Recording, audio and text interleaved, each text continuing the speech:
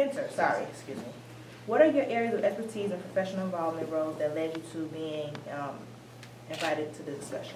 So I'm a professor at Southern Illinois University at Carbondale in the geology department, and the research my students and I do there is in river systems, flooding, floodplain management. So what are the key points you plan to contribute to this discussion today?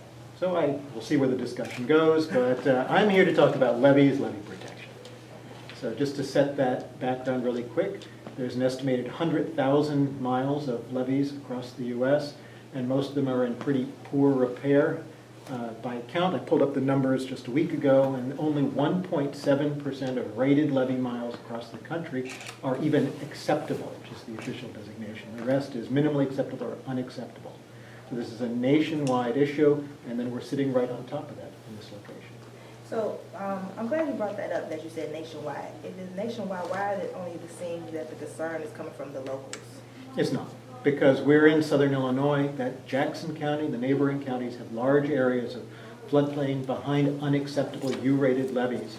So there is a lot of local interest in this nationwide issue. So do you have, what do you think are some of the actions that residents can take to contribute to managing the levees problem? So these are really tough problems. So that you have levees right here, and by the way, sitting in this school, we are 20 feet below base flood elevation at this location. So what's been estimated is if they had the 100-year flood tomorrow, we'd be 20 feet, 3 stories underwater right here. So this is a major problem. These levees have structural issues that make it questionable whether they would perform up to that level of safety. So what can we do about this? Well, these are tough questions. These levees right here were federally built, but the agreement is the locals would maintain them over time. And the problem is that this is a great big long levee system, and there are not economic resources here to fund the repairs that are needed. That's a problem. Okay. A recent article I read from the Southern said that the Jackson County Board approved resolution for the levee funding. What are your viewpoint about that? So my understanding is that they just approved a bond issue to help fix the levees just to our north, protecting Grand Tower, to fix some of the problems here. So that helps up there, doesn't solve the problems down here, although it raises some of the same issues. So Jackson County has the financial abilities to float a bond to pay for it, at least some, maybe all of the levee repairs up there. Now, as a Jackson County taxpayer, I ask the question, why should we up in town, up in the highlands, be paying for levee repairs down here on the bottoms? So that's a tough question, but they've mustered the support to solve at least part of the problem there. Down here, there's a much more limited tax base, and the challenges are even greater. They're looking at reductions in their tax base down here, not ability to pay for more expenses, millions more expenses in the future. Okay. I really don't have another general question. It's more so like a opinion question, if you don't mind. Sure. So let's just say, I'm not wishing this, but let's just say that one of the levees break or a flood should occur. Let's not wish for that, but go right. ahead. The agriculture here, isn't it beneficial to not only locals but other counties nearby? So wouldn't that should bring more concern to the state, wouldn't it? Or do you think it's like whatever? Right, so these are mostly agricultural levees. Most of what these, not the only thing, but most of what these levees protect is agricultural land, and this is an agricultural economy down here. So for sure that maintaining that, preventing crop damage is of regional concern. I agree. Okay. That was all that I had. I'll just throw at least one other thing in here. And so, I work with Jamie and her students here. They are valued colleagues and friends, even in some cases, but we agree to disagree on some of these issues. So one of the things is about levee repairs and protection.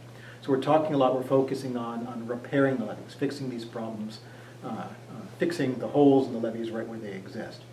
As a university professor, as a student of levee issues nationwide, it would be nice if we at least talked about some of the alternatives. So other places are looking at different kinds of solutions, stepping back, setting levees back further from the river, increasing your level of protection with a little bit more room for the river over there on the far side of the levee walls.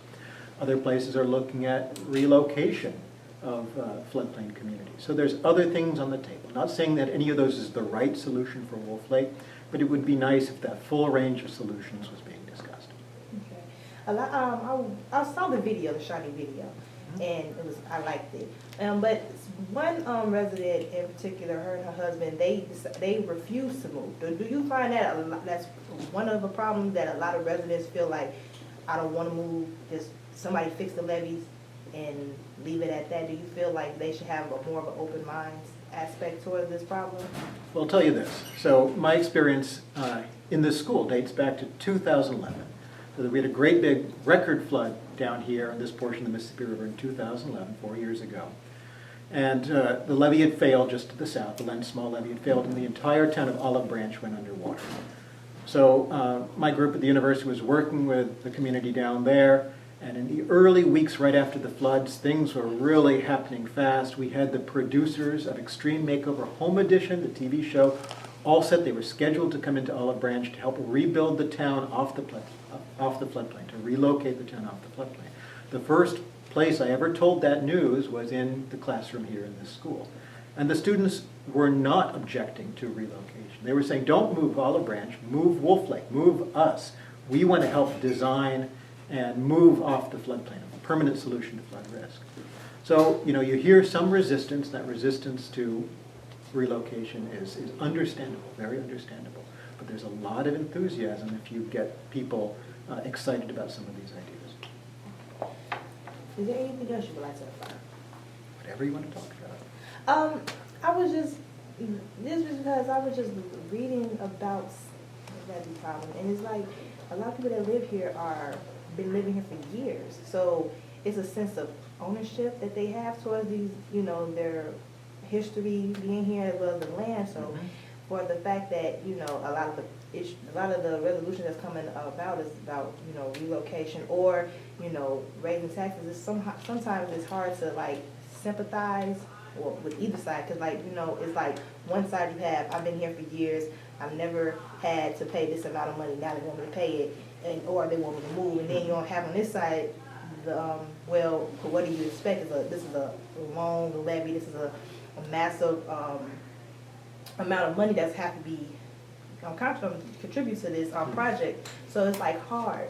How do you look at it when you read about the stories, as well as from the political standpoint and from the residential standpoint? And I see both sides of those issues. These are very tough issues, and you have to sympathize with both sides of those arguments. People who have been living here, families here, decades, if not 100 years or more, we have a lot of sympathy with people who want to maintain their place. The bottoms down here are beautiful. At the same time, does it make economic sense to be putting millions, probably tens of millions of dollars into levee repairs with pretty sparse populations behind those levees? That is a questionable arithmetic equation. We see both sides of that. We need to come up with a rational, compassionate solution to those problems. Do you think that would happen today? Today, no. Okay. But I think those solutions are out there. Okay. Well, that's all I have for you, sir. I do appreciate you. Appreciate it. Thanks. Thank you.